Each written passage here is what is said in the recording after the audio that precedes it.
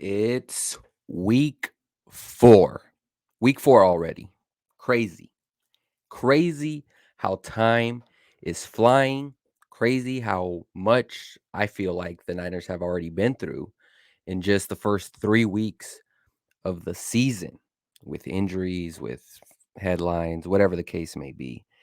But, obviously, we're gonna be talking about the Seahawks here, previewing the Seahawks, the 49ers' next opponent coming up, a very important game.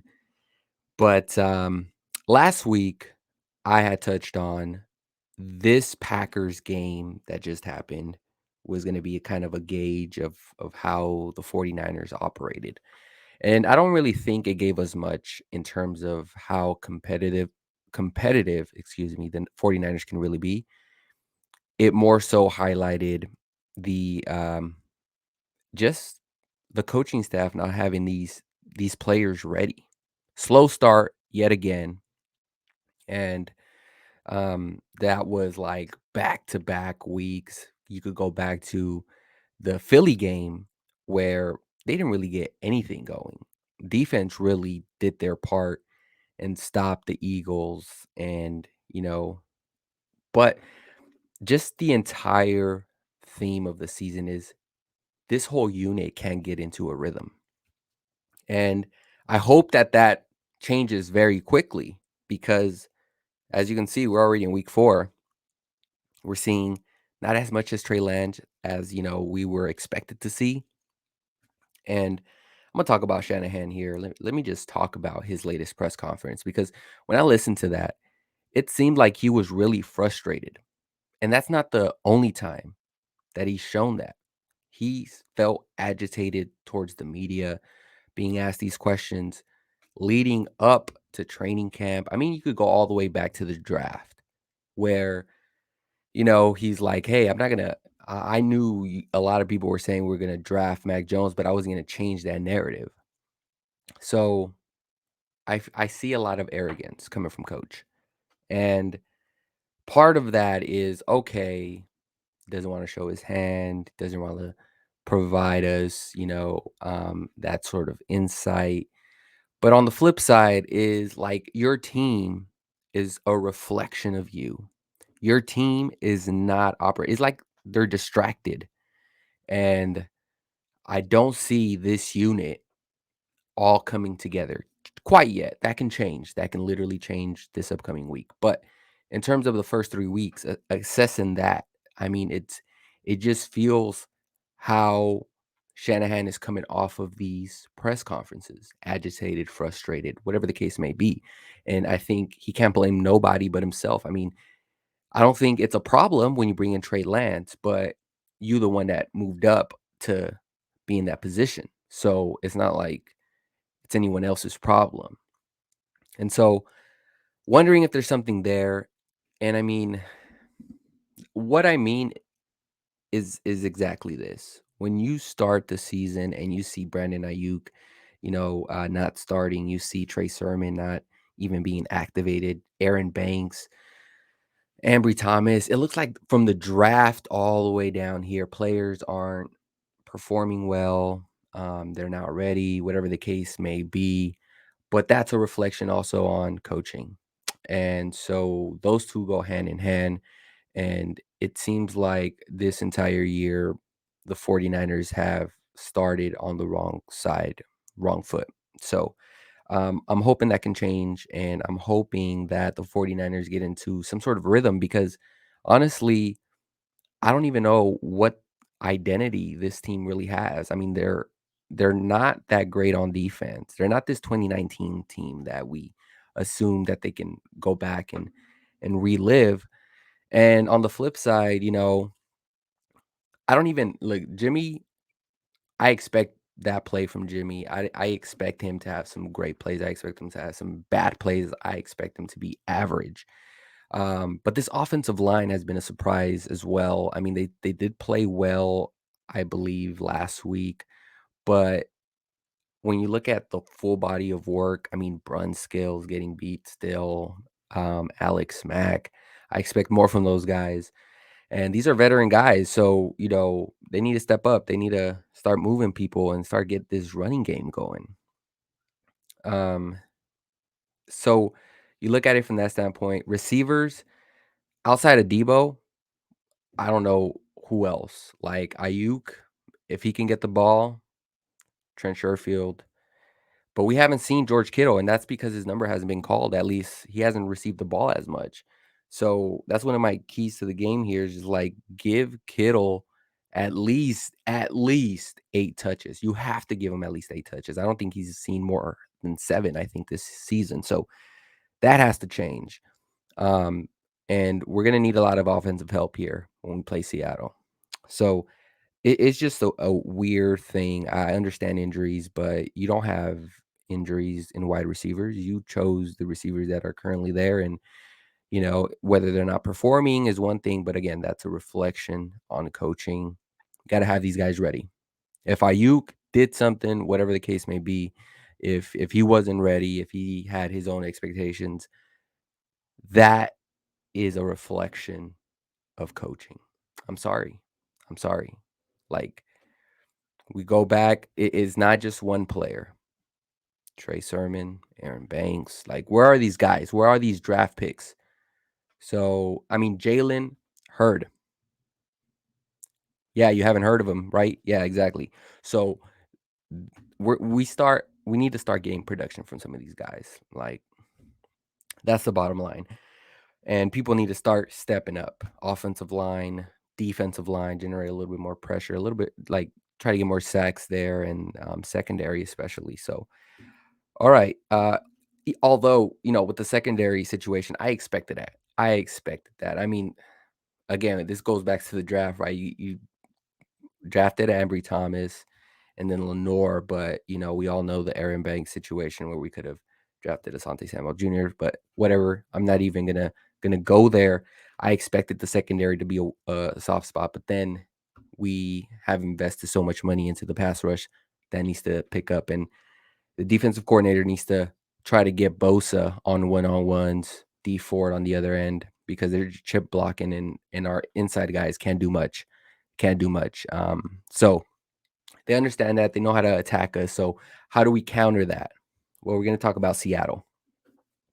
Let's talk about Seattle because Seattle is in unfamiliar territory for them. Yes, they're 1-2 coming out back-to-back losses. So really, for me, if the Niners can win, that's huge, huge because a team like Seattle to go back to back to back losses, that is tough to do in the NFL, especially with a quarterback like Russell Wilson. So, you know, they're coming off first in week 2, a comeback victory from Tennessee.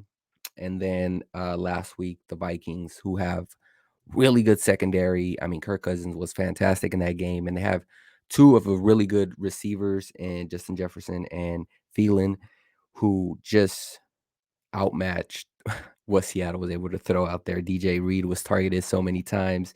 I think he allowed like 2 touchdowns in that one, so he was pretty bad, but I can imagine why because, you have Jefferson and Thielen, they're pretty good receivers. So the Vikings, even though their record doesn't indicate it, they're a really good team. They're a really solid team, and Seattle really got beat by a really solid team, but I think Seattle is a good team too. Like, they're one of the teams that progressively gets better as the season progresses, right? And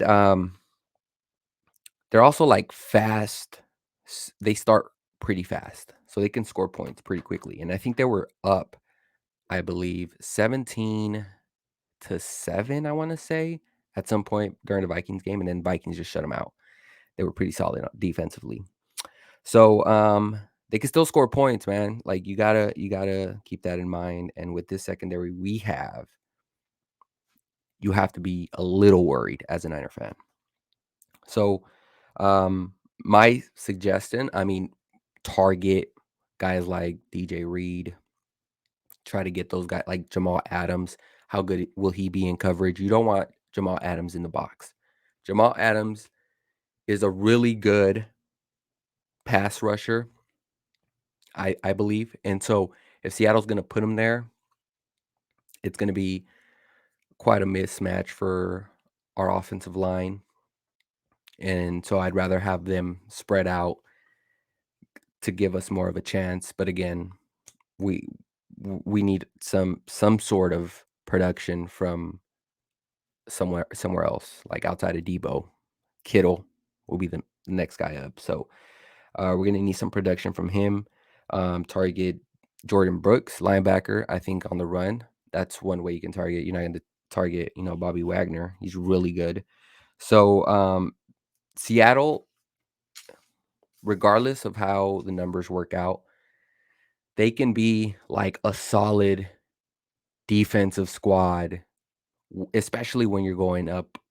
Like if they're going up against a division rival, someone within their division where they really know, they can be a really good defense. So it's when you start spreading them out that gives us trouble, kind of like us. You spread us out, better hope Bosa gets home because that's gonna be tough.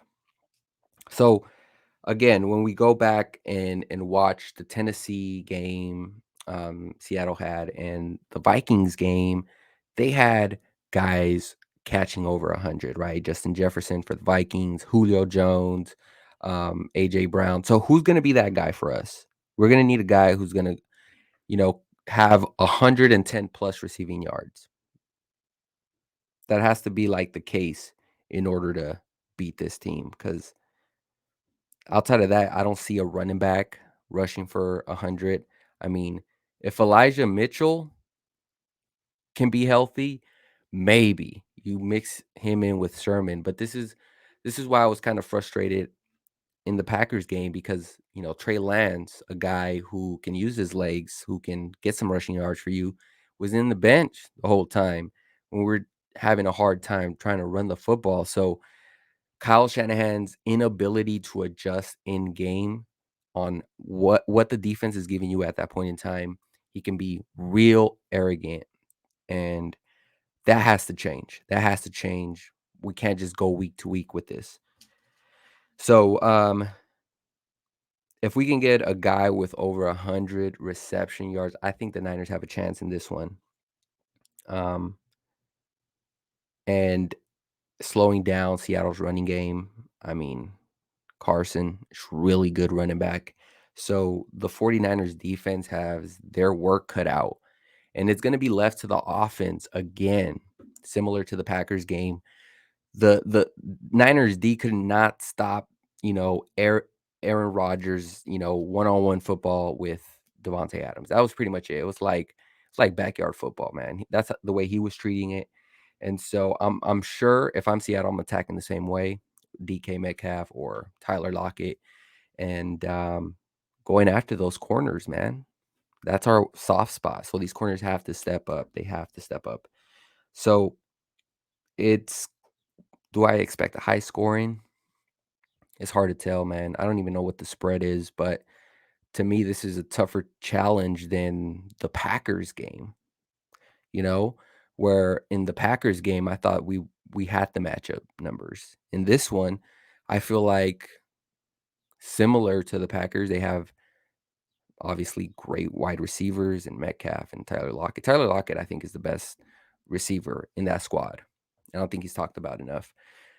He can really get those chunk yards. And that's what we have been given up in all 3 games, those chunk plays in the passing game. So that scares me a little bit, especially with a guy like Russell Wilson in there who can extend the play, which is why I think this is going to be a tougher challenge for the Niners because we look at a guy like Russell Wilson who can extend the play and, pick up yards with his legs and throw a mile away. It definitely taxes the defense, and if this offense isn't going, if they're off to a slow start, this may be a long Sunday for us. So, a lot of the things have to go well here for the Niners. They have to start playing well offensively, get the ball away from Russell Wilson, and defensively, we have to start stopping folks on 3rd down, get off the field because we're giving up way too many. We get them to 3rd down, but then we can't stop them, so 3rd and longs will be the key in this one. Um, so yeah, fast start. We'll need more production from our running backs and offensive line, Sermon, Mitchell, and pretty much the whole entire right side of the offensive line. And who's going to be the breakout? Who's going to have the breakout game? Is it going to be Debo? Great. If not, it has to be Kittle. It has to be Kittle. There's no more 7 receptions for Kittle, 450 yards. We need Kittle. We need Kittle. Garoppolo needs Kittle. And so it's going to be a battle, man. This is really going to test the Niners and, show us what the Niners are capable of after a loss. Again, I don't like what I'm hearing from Shanahan. I don't like the tone, the language that's being sent out through the airwaves, and I just feel that there's a lot of frustration going on inside the building, and that can definitely rub off on some players, and then it kind of shows it in the play. So we're gonna need a fast start, meaning no 3 and out to start the series. No, I mean, I'm not expecting, like, to score a touchdown, but at least give me a field goal in the first drive, Jimmy, and this offense. I don't wanna just put it on Jimmy, but give me a field goal, man. Get us on the board early, give this defense some nice needed rest early. That way we're not playing from behind, and then let's go. Let's pin our ears back and go and try to get this game. But anyways, guys, let me know in the comment section below, what do you think the score will be? Do you think we have a chance? And I'm sure a lot of people want to see Lance, but do you think we'll see more of Trey Lance? As always, we'll see you on the next one. Oh,